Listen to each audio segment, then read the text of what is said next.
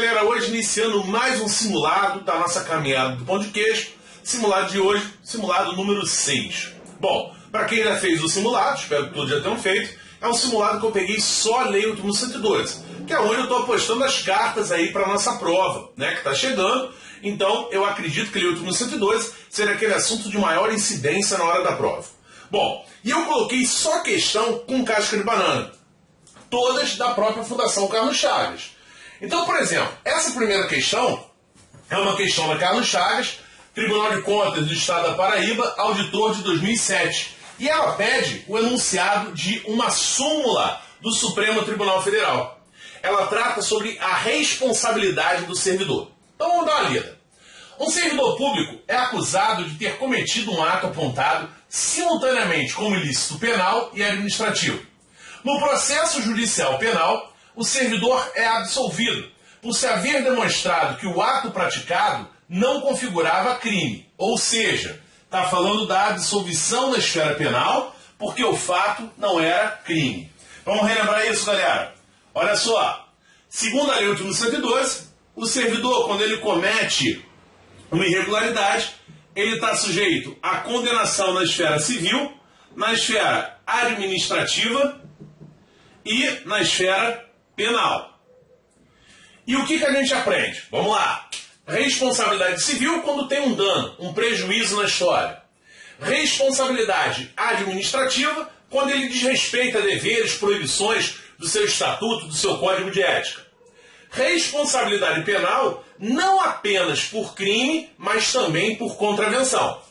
E a gente aprende que, segundo o estatuto, essas esferas, essas responsabilidades são independentes e cumulativas. Ou seja, independentes porque, como regra, a decisão de uma esfera não interfere na decisão de outra. Pelo menos como regra, eu posso ser absolvido em uma esfera e condenado na outra esfera. Ou eu posso ser condenado em uma e absolvido na outra. Existe uma independência em relação ao resultado. E existe também uma cumulatividade.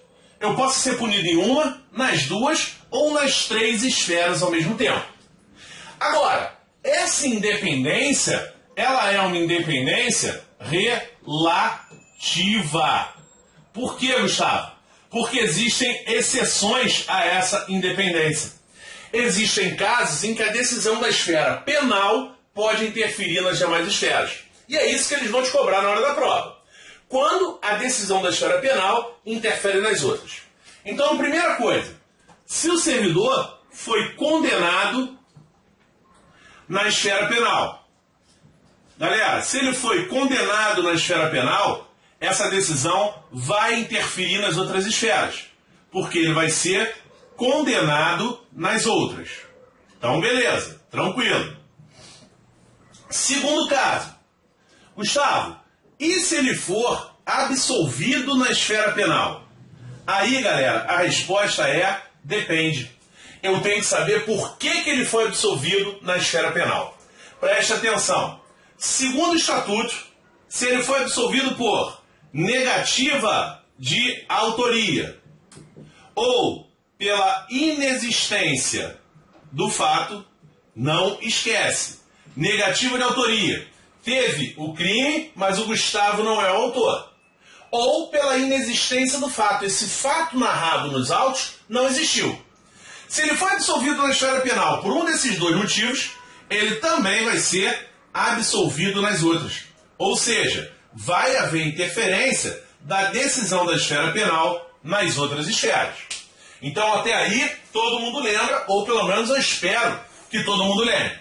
Bom, agora, se a questão de prova falar que ele foi absolvido por um outro motivo que não seja negativa de autoria ou inexistência do fato, então olha lá, se a questão falar que ele foi absolvido na penal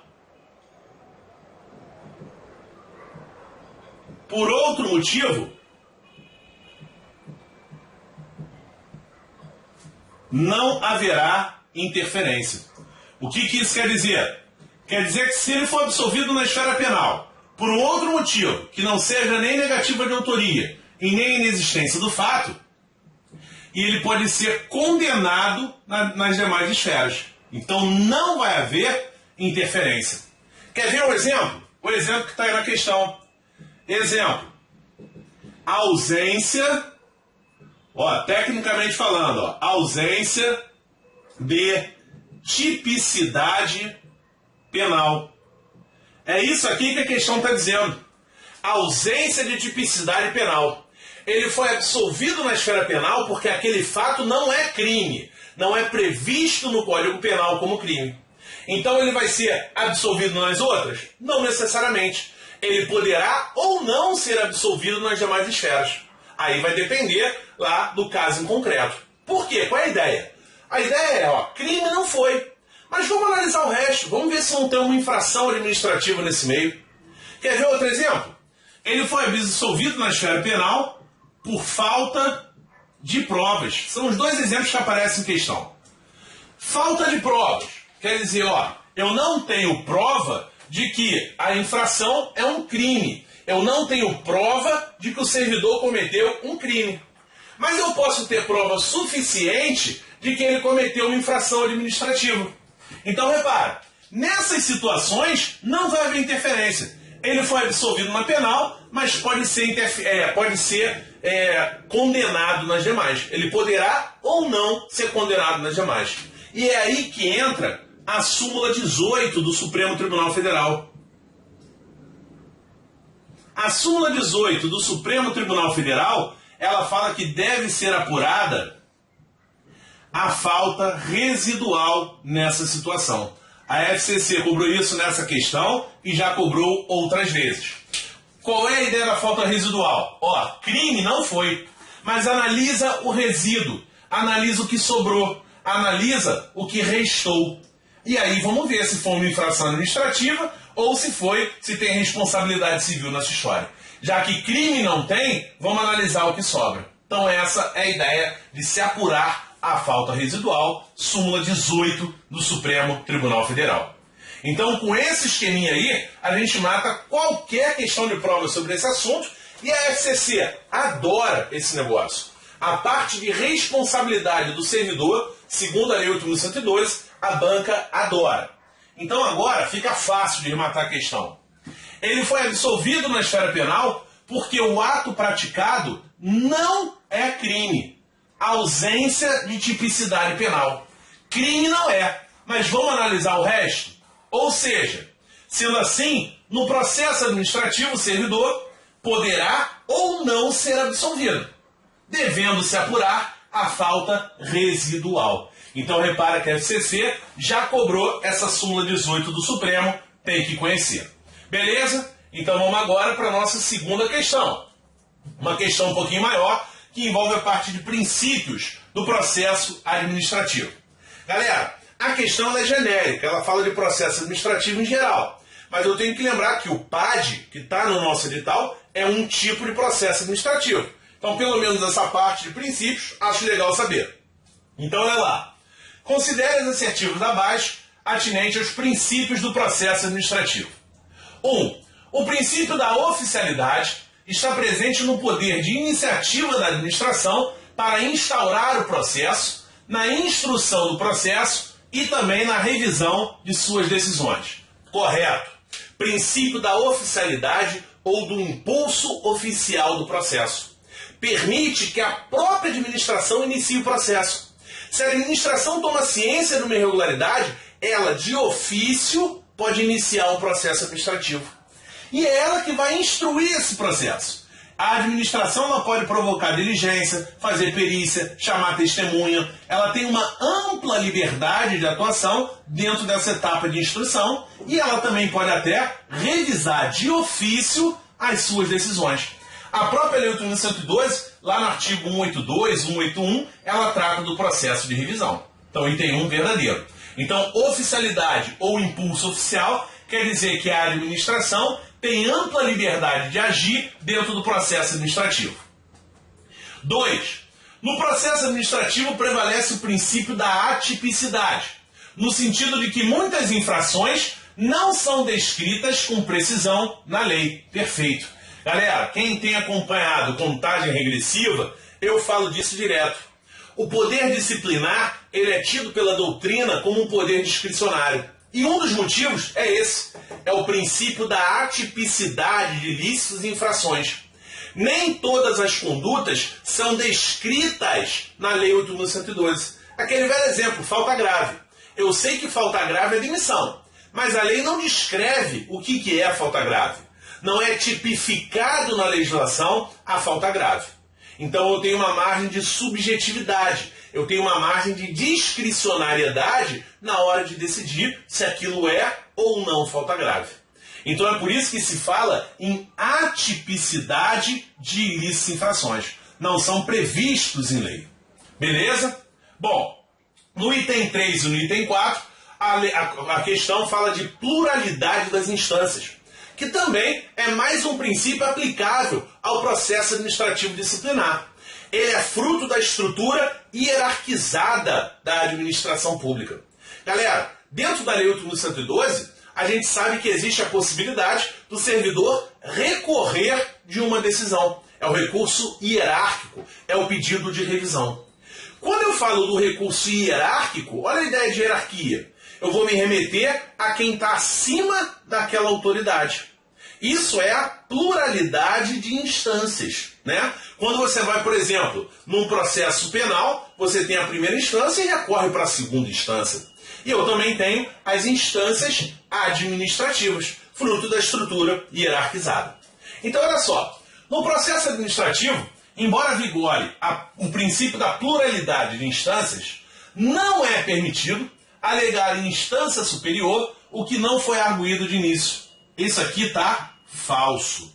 Galera, na verdade, o processo administrativo é um pouco diferente do processo judicial. No processo judicial, realmente, eu não posso arguir numa instância superior o que não foi arguído de início. Agora, no processo administrativo, prevalece a verdade real, a verdade material. A administração ela quer saber o que realmente aconteceu no mundo real. Essa é a ideia. Então, a administração ela tem ampla liberdade de atuar. Se eu recorrer, a administração ela pode até agravar a pena que foi aplicada. Ela pode fazer uma nova diligência, fazer nova perícia, fazer novas acariações, trazer novas provas ao autos. Ela tem ampla liberdade. E é isso que está dizendo no item 4. É consequência do princípio da pluralidade de instâncias reexaminar a matéria de fato e produzir novas provas. Verdadeiro. Beleza? Então, gabarito, letra C. Pessoal, a gente está se preparando para a guerra.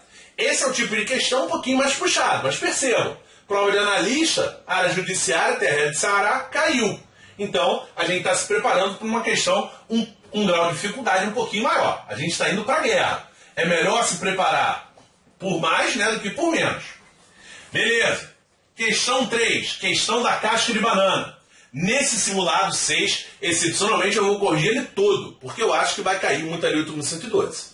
Então, olha só. Considere as assertivas. Após 3 anos de serviço público, automaticamente o servidor adquire estabilidade. Quem já assistiu minha aula de Lei 8.112, eu falo isso aqui direto. Após a emenda 19, né, com a previsão lá da avaliação especial de desempenho, eu tenho que saber que não é mais automática a aquisição da estabilidade. Hoje eu tenho que ser aprovado em avaliação especial de desempenho. A estabilidade, olha essa, assegura ao servidor efetivo o direito de permanência no cargo provido. Falso, galera. Cuidado. Olha a casca de banana que a FCC deixou para você. A estabilidade não é no cargo. A estabilidade é no serviço público. Eu falo isso direto. O seu cargo ele pode ser extinto. Está lá na Constituição. Se o seu cargo é extinto, você fica em disponibilidade. Percebam, a disponibilidade assegura a sua permanência no serviço, mas não no cargo. Se você é estável, você fica disponível até se aproveitar aonde? Em um outro cargo. Então a estabilidade não é no cargo, ela é no serviço público e a FCC já cobrou isso. Olha que casca de banana, hein? E o 3 é o mole, né? O servidor estável somente perderá o cargo por sentença judicial transitada em julgado? Não. A gente sabe que existem outras hipóteses, como o processo administrativo, a avaliação periódica de desempenho e o caso do excesso de gasto com despesa de pessoal.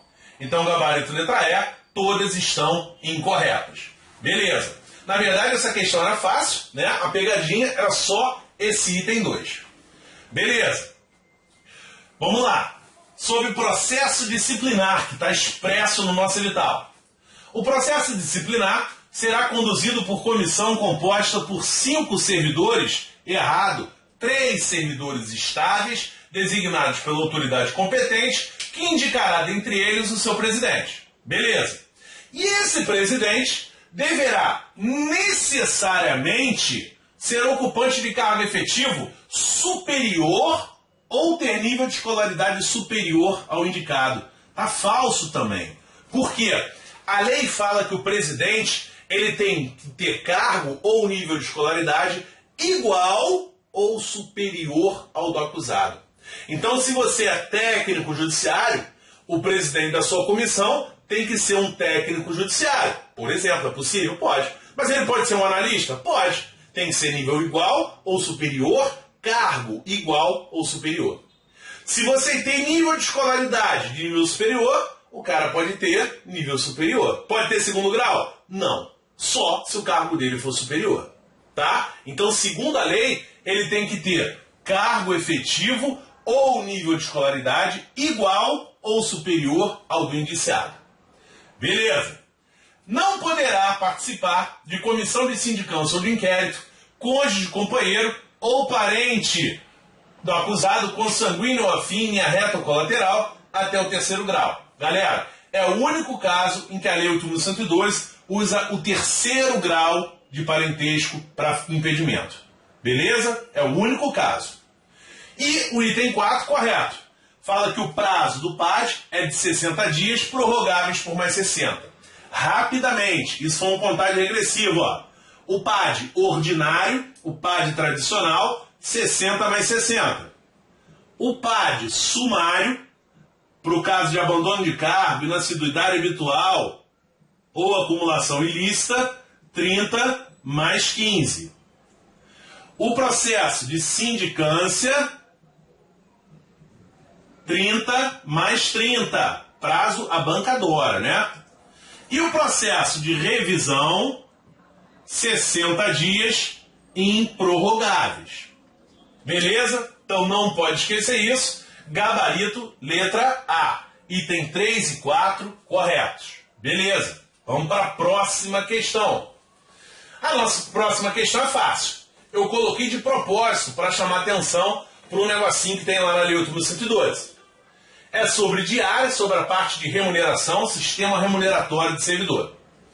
O servidor quer serviço, afastar-se da sede em caráter eventual ou transitório, para outro ponto do território nacional ou para o exterior, fará jus a passagens e diárias, destinadas a indenizar as parcelas com pousada, alimentação e locomoção urbana. O servidor que receber diárias e não se afastar da sede por qualquer motivo, galera, o cara ganhou diária e não foi, ele não fez o deslocamento. Ele tem que devolver? E parece óbvio, ele tem que devolver. E existe um prazo de devolução. A lei estabelece esse prazo. Esse prazo é de 5 dias. Segundo a Lei 8.112, o servidor que não fizer o deslocamento ou que perceber diárias em excesso, ele tem que devolvê-las no prazo de 5 dias. Então o deslocamento, a previsão era ficar 5 dias, ficou só 2. Então esses 3 que ele ganhou a mais, ele tem 5 dias para devolver. Qual é o grande lance? A lei só estabelece o prazo de devolução para diária. No caso da ajuda de custo, não. A lei, ela fala que o servidor que não se apresentar na nova sede dentro de 30 dias tem que devolver ajuda de custo. Cuidado! Esse prazo de 30 dias não é o prazo para devolver a ajuda de custo, não. É o prazo máximo que eu tenho para me apresentar na nova sede. E aí, se eu não me apresentar, eu tenho que devolver. A lei não fixa o prazo de devolução. Cuidado com isso. Ela só fixa o prazo de devolução para a diária. Para a diária é 5 dias. Para a Lei 8.112, ela não fixa o prazo. Cuidado com isso. 6 é o tipo de questão que vai cair. E você não pode errar. Ele quer saber Quando que é aplicável a pena de demissão? No primeiro caso, advertência. No segundo caso, advertência. Aqui, demissão e demissão. Olha lá, conceito jurídico indeterminado, né? É o princípio da atipicidade. Proceder de forma desidiosa é demissão, mas a lei não diz o que é isso. A lei não tipifica a infração. Praticar usura também é demissão, mas a lei não tipifica. Mas eu tenho que saber só a decoreba, então o gabarito letra E. 3 e 4 são casos de demissão. Beleza, vamos para a nossa próxima questão. Questão de número 7. Eu estou tentando acelerar para ver se dá tudo num bloco só. Lúcia, servidora do TRE do Mato Grosso do Sul, foi destituída de cargo-comissão por ter dilapidado o patrimônio nacional. Nesse caso, de acordo com a lei, Lúcia, galera, não esquece. Artigo 137, você tem que gravar. A Carlos Chagas adora ver se você conhece isso. São aqueles casos em que o servidor é demitido e fica impedido por 5 anos. Carteirada e advocacia administrativa. Valer-se do cargo para lograr proveito pessoal ou de outrem, né? Seria a famosa carteirada. E a advocacia administrativa é quando o servidor utiliza a influência que ele tem na repartição para dar andamento ao processo. É quando ele atua como procurador junto à repartição pública. Então não esquece, beleza? Nesses dois casos, ele fica impedido por 5 anos. Agora, corrupção, improbidade administrativa, lesão aos cofres públicos e dilapidação do patrimônio nacional, dentre outros casos graves, o servidor fica incompatibilizado ad eterno. Pô, Gustavo, mas isso não é uma pena de caráter perpétuo? Pode até ser, mas a gente não vai discutir com a banca. A banca pode cobrar? Pode, e cai em prova. Então tem que gravar. Artigo 137, leitura obrigatória. Beleza? Vamos para a nossa próxima questão. Essa questão é interessante. Antônio foi punido com 3 advertências por infrações disciplinares decorrentes de fatos diversos. A última delas ocorreu em julho de 2001. Então, em julho de 2001, o Antônio foi advertido. Em setembro de 2004, ele se ausentou do serviço durante o expediente sem autorização do chefe imediato. Galera, no impulso, esquece isso aqui. Ausentar-se do serviço durante o expediente sem autorização da chefia, advertência. Aí a primeira sensação que você tem na prova é que ele está reincidindo na advertência e que ele tem que ser suspenso. Beleza. Galera, quando a questão não fala prazo, não se preocupa. A reincidência da advertência acarreta a suspensão. Só que essa questão trabalhou com prazo. Aí eu tenho que observar o seguinte. De julho de 2001 a setembro de 2004, já tem mais de 3 anos. E o que a lei fala? Depois de 3 anos, se ele se comportar bem, eu cancelo o registro no assentamento funcional. Então, nesse caso, não é uma reincidência, é uma nova advertência, porque eu já limpei a ficha funcional. Então, perceba, o Carlos Chagas já fez isso. Galera, conclusão. Pura e simplesmente, reincidência de advertência, suspensão. Agora, se a banca coloca prazo, você tem que analisar se o primeiro registro já foi cancelado ou não. Cuidado com esse tipo de questão. Então, a pena que o Antônio está sujeito é a advertência, que vai ser sempre por escrito. Beleza, vamos para a nossa questão de número 9. De novo, ó. Quanto aos processos administrativos, considere. O processo administrativo deve ser observado contraditório e ampla defesa. Óbvio. Constituição Federal, artigo 5º, inciso 55. Tranquilaço. Beleza.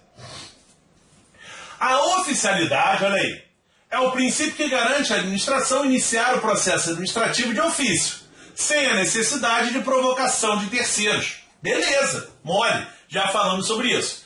A oficialidade permite o início do processo de ofício, a revisão de ofício e a instrução, o andamento de ofício. A imposição de sanção por meio da chamada verdade sabida em sindicância administrativa é admitida. Galera, é aqui que está o erro. Verdade sabida não cabe no direito administrativo brasileiro. Verdade sabida é, se eu vir, eu posso punir diretamente sem abrir pátio de sindicância. Não existe essa possibilidade. Por quê? Porque é no PAD na sindicância que eu vou te dar os direitos de defesa. Então não existe a possibilidade de eu te punir diretamente sem abrir PAD de sindicância. Ainda que seja uma simples advertência. Mesmo nesse caso, não cabe a punição por verdade sabida, e a Carlos Chagas pergunta isso direto. A última a gente já sabe. No processo administrativo, predomina a atipicidade de ilícitos e infrações, que geralmente são previstos por conceitos jurídicos indeterminados, como no caso da falta grave. Perfeito. Então a gente percebe que o gabarito é a letra A. 1, 2 e 4 corretos. Não esquece, no direito administrativo brasileiro, não cabe a punição pela verdade sabida. Última questão, tradicional. É isso que vai cair na sua prova. É esse tipo de questão que eu estou apostando. Eu quero saber quando que eu tenho que aplicar ao servidor a pena de advertência. Galera, praticar usura, demissão. Valer-se do cargo para obter proveito pessoal, demissão, e o servidor fica impedido pelo prazo de 5 anos de retornar. Receber presente, é óbvio, demissão. Coagir ou aliciar subordinados no sentido de filiarem-se à associação ao partido político, advertência. E último caso, é até improbidade, utilizar pessoal ou recursos da repartição em atividade particular, demissão. Então perceba que o gabarito é a letra D de dado. Não pode ir para a prova sem saber quando que eu vou aplicar cada penalidade. Galera, então nosso simulado 6, eu corrigi todo, espero que vocês tenham aproveitado e a gente se encontra no nosso simulado 7. Força nos estudos que está chegando a hora. Até a semana que vem.